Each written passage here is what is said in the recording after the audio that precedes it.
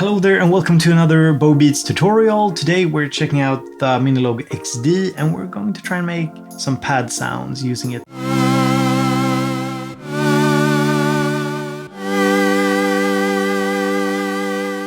And if you're watching this maybe in the future, you should go and check out store.bobeats.tv, linked in the description, because I might have a Minilogue XD patch collection out. So I'm not sure if it's out when this video is released, but in the future it should be available. So go and check it out if you want to. So today we're making a pad sound, and I always start in the oscillator section over here, selecting something that is sort of the base of my sound. Now there's a couple of reasons why I use oscillator number 1 to create sort of the fundament or base for the pad sound, and this has largely to do with the cross modulation and how it works. So let me show you. So we start with VCO number 1 here, and if I bring in VCO number 2 and I increase the cross mod depth, you'll start to hear how it drifts, how it starts to detune. And if we remove VCO number 1 here, you can hear that the cross mod affects VCO number 2. So what I like to do is using the VCO number 1 as sort of the fundament, because we can then impact the pitch of a VCO 2 in a couple of different ways. We can, for example, use the EG over here to impact the pitch. And just do a couple of different fun things. So let me show you here.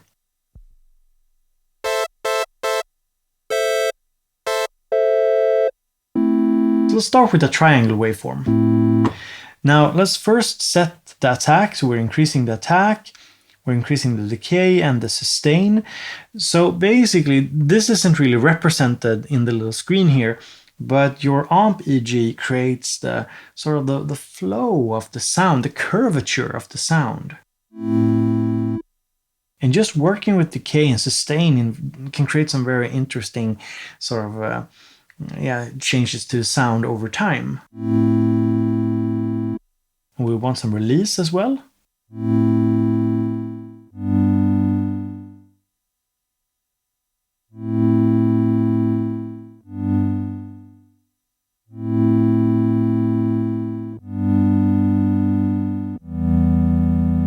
I think that's pretty cool. Now let's introduce VCO number 2. And I'm going to pitch it up.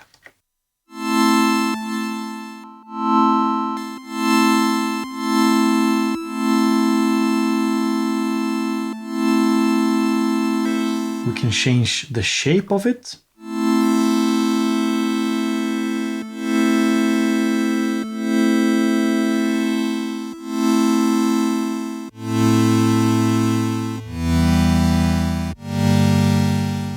So now what I want to do is I'm going to try the cross mod. You can just hear how it creates this, interesting movement to the sound.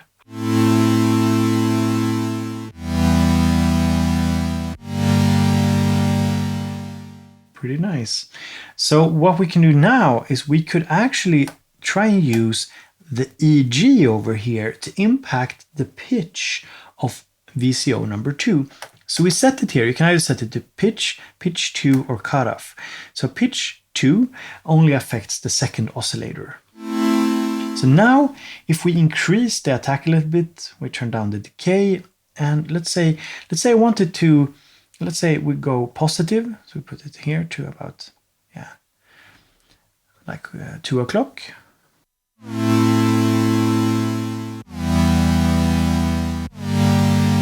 So you hear that sort of wow, wow. And if we go negative, it's the other way. Wow.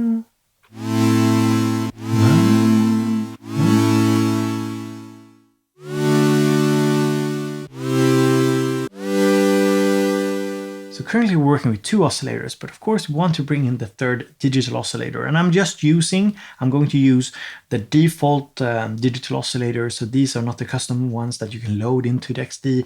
And this is because I want you to be able to replicate the replicate what I'm doing here. But one thing we need to do first, because I have an idea here. Basically, we have the LFO here. So LFO have different waveforms, you can have different modes, and you can also have different targets. Now, I want to target pitch. So I want to target the pitch of oscillator 3, but if we just increase the rate and intensity, it targets all of the oscillators. So what we do is we go into edit mode, program edit. You see here, these light up. We select, let's see here, I'm just gonna see which one is it. Sometimes I forget. Here it is. So it's the number 4, LFO target oscillator. It means what oscillator is the LFO targeting, because it's always targeting an oscillator, either the pitch, the shape, or the cutoff of an oscillator. So what actual oscillator are we targeting? Well, we're targeting either all or VCO 1 plus 2, the analog oscillators, or the VCO 2 or the multi. So now I want to target the multi. So now if I play, there's no LFO to pitch. Now let me just I'm going to bring in oscillator number 3 here. Oh, I'm going to save this as well. Bringing in oscillator number 3. It's just a noise patch, but let's go here to the middle one.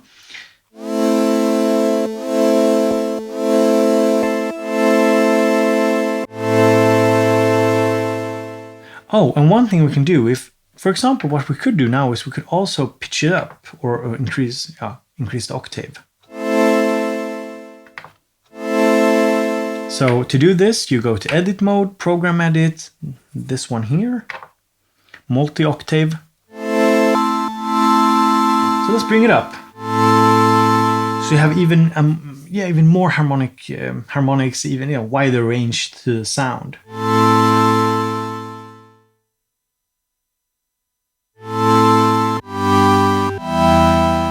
Now what I want to do, let's also change the shape here. Not very nice, but let's keep it down like here somewhere. Now it's mixed too loudly, so let's decrease it.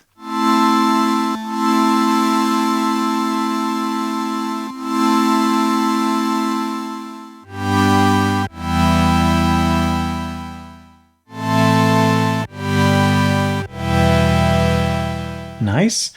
Let's apply some LFO to pitch. So I'm going to stick with this one here, the triangle. It's very nice. I'm just gonna have so for this to work, you can do it differently. Of course, you could have like a very slow LFO, but I usually go for a pretty fast LFO with not much intensity. So let me show you here with a lot of intensity. You get a spaceship kind of vibe, but let's decrease it.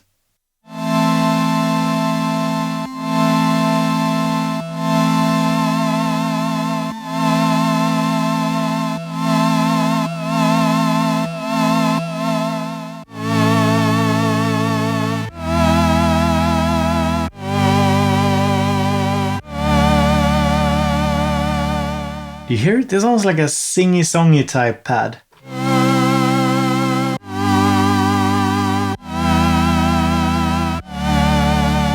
You can even decrease it a bit more here in the mix.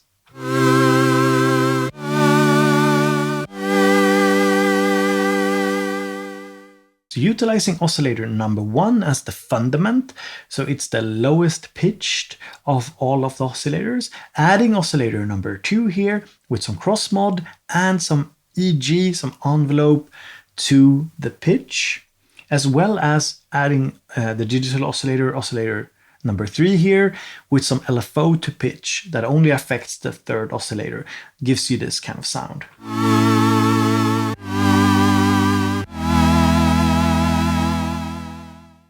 Pretty cool, I think. Now, what we could do is also, of course, add some effects. So we go here, let's start with the reverb. So select reverb, switch it up to select, and if you keep on moving up here, you can have different ones. So for this one, I don't want anything that affects sort of the pitch of the sound because we already have so much pitch modulation going on. So I'm actually going to just go for, I think actually the hall one could be good. Let's have a pretty long time. We don't need that much depth.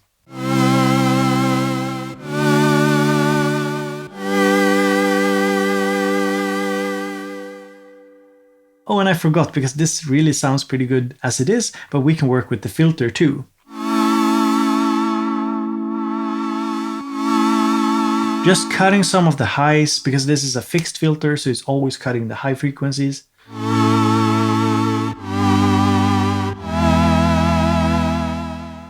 And we can use resonance to bring out some more frequencies in the mix.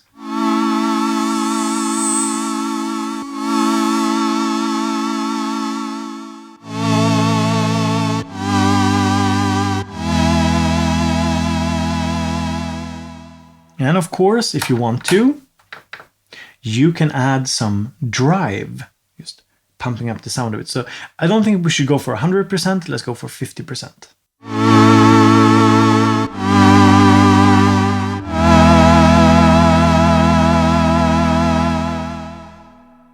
And we can try 100 as well.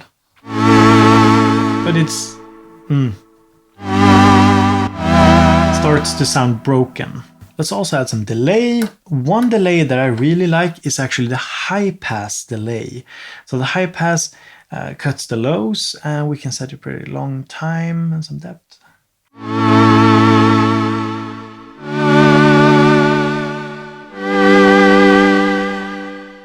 And it just gives a nice kind of ring to the sound without muddying the sound too much, because you don't want the delay to eat up too much of kind of the sonic space. So I think that's a really nice delay for a pad sound.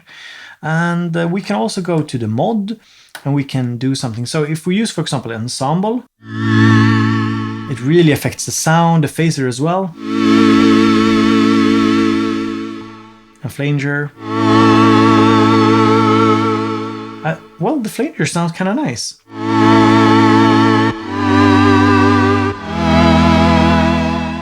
But if you don't want that much effect, I would just go for the chorus, slight time, slight depth.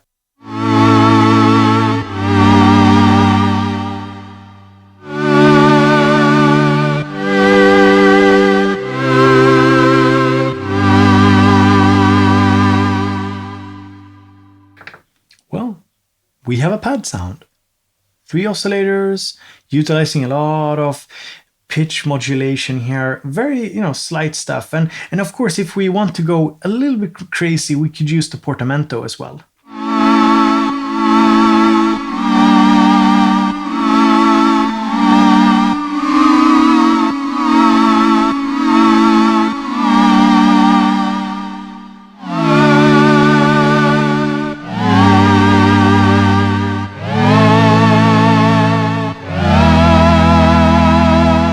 One thing you can do is I wouldn't keep it like that unless you really want that effect, but one thing you can do is you can actually use the Portamento and sequence it. So in a sequence you could have like 4 chords, and that last one you increase the Portamento on the last one.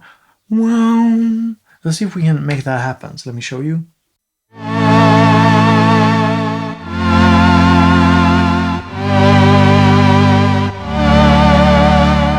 So we have 4 chords.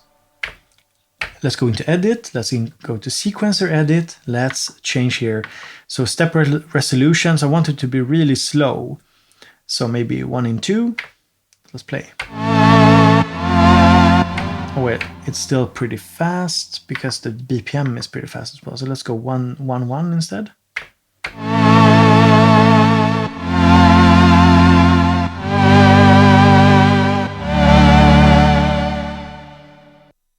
Let's go into motion mode.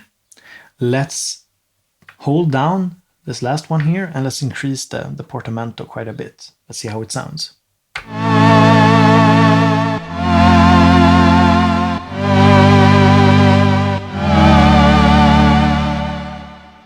You get the idea, like you could do some, well, let's increase it even more.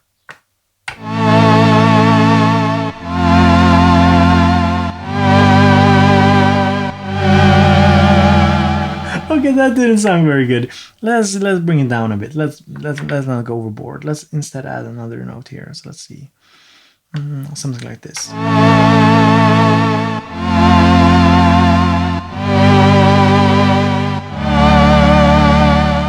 Just add something to the sound using the Portamento, which I think is cool.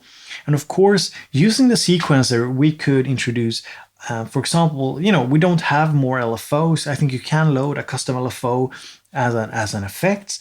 But what we could do is, of course, we could use the sequencer to sequence changes to the cutoff. So you just hold down here. Let's say we want to start pretty bright, and we just want to decrease decrease cutoff over time. And maybe you want to increase the resonance as well. So just hold a step, turn the knob. Something like this.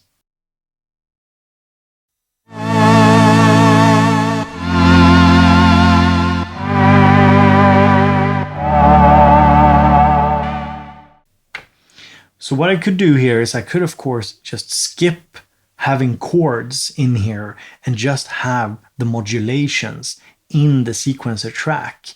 That way I could be playing stuff and the changes are happening. So even though you don't have more than the one LFO here by default, you can use the sequencer to create these movements. For example, having the cutoff go, you know, down and up, moving that knob just by using the sequencer, which is really handy. So this is how you make a pad sound on the Minilogue XD. Now, if you want to, you can go and check out store.bobeats.tv. I have a patch collection for the original Minilogue, and I think at some point I will release a Minilogue XD patch collection. So if you're watching in the future, go to the store and check it out and see if it's up. So thank you so much for being here. You know how the thumbs up work. If you don't know that, you can test it. You can try to move the cursor to the thumbs up, click it, and there's a subscribe button as well. You should test that one out as well. And there's a little bell notification as well if you don't want to miss my uploads. So thank you for being here. Have a great day.